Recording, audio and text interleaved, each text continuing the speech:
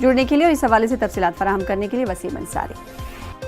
आगे बढ़ लेते हैं। कर्नाटक हुकूमत ने अभी से कोरोना की तीसरी लहर पर काबू पाने की कवायद शुरू कर दी है। आज रात से पूरी रियासत में रात 9 बजे से सुबह 5 बजे तक नाइट कर्फ्यू लगाने का फैसला किया गया है। कोरोना के मामलात में इजाफे को देखते हुए हुकूमत ने कदम उठाया है। इसके अलावा महाराष्ट्र और केरल की सरहदी अजला में वीकेंड कर्फ्यू लगाने का भी ऐलान किया गया है। नाइट कर्फ्यू के दौरान जरूरी खिदमात को बहाल रखने का फैसला किया गया है।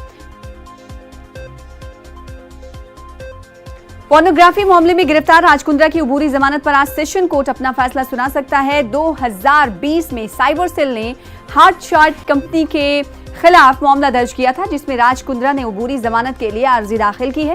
राज कुंद्रा मामले की जांच पिछले साल से ही महाराष्ट्र साइबर सेल कर रही है। साइबर सेल ने ही राज कुंद्रा के खिलाफ FIR दर्ज की थी। राज कुंद्रा को 19 जुलाई को गिरफ्तार किया गया था। और आज आपको बता दें कि राज कुंद्रा मामले को लेकर अबूरी जमानत पर आज सेशन कोर्ट अपना फैसला सुना सकता है। कितने बजे फैसला कोर्ट सुनाएगा, इस पर हमारी नजर बनी हुई है। इस हवाले से हम तफसीलात भी हासिल करने की कोशिश करेंगे अपने नुमाइंदे से। आपको बता दें कि इस वक्त कस्टडी में है राज कुंद्रा। राज कुंद्रा की अबूरी जमानत पर आज सेशन कोर्ट अहम फैसला सुना सकता है। राज कुंद्रा को 19 जुलाई को गिरफ्तार किया गया था। हमारे नुमाइंदे प्रशांत जुड़ चुके हैं इस हवाले से मजीद अपडेट के साथ। कितने बजे आज सेशन कोर्ट फैसला सुना सकता है और कितना अहम इसे माना जा रहा है प्रशांत?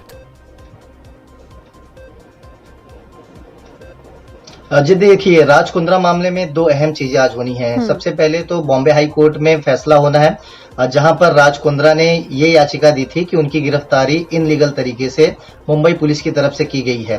उनके वकील ने वहां पर बहस करते हुए कहा था कि CRPC सेक्शन 41A के तहत पहले नोटिस देना था, अचानक गिरफ्तारी नहीं करनी थी। क्योंकि याद होगा कि 19 तारीख को जब राज कुंद्रा को क्राइम ब्रांच की टीम ने पूछताछ के लिए बुलाया था, बयान दर्ज करने के लिए बुलाया था, तो 3-4 घंटे पूछताछ करने के बाद उन्हें तुरंत गिरफ्तार कर लिया गया था। कोई नोटिस वगैरह जारी नहीं की गई थी। ये दलीलें जो है राज कुंद्रा की तरफ से हाई कोर्ट में रखी गई है।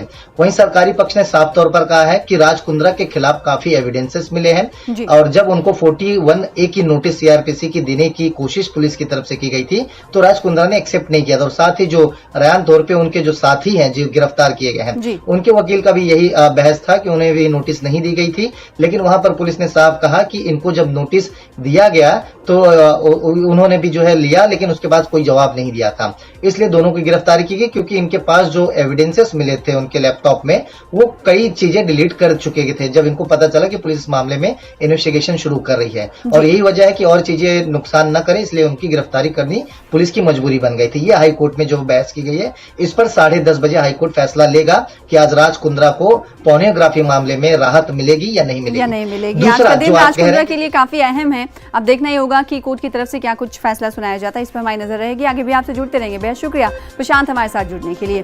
कोरोना वबा के दौरान बाहमी इमदाद और इंहिसार का जज्बा मुस्तहकम हुआ है। मुल्क इस वबा से मुत्तहिद होकर मुकाबला कर रहा है। टीकाकारी के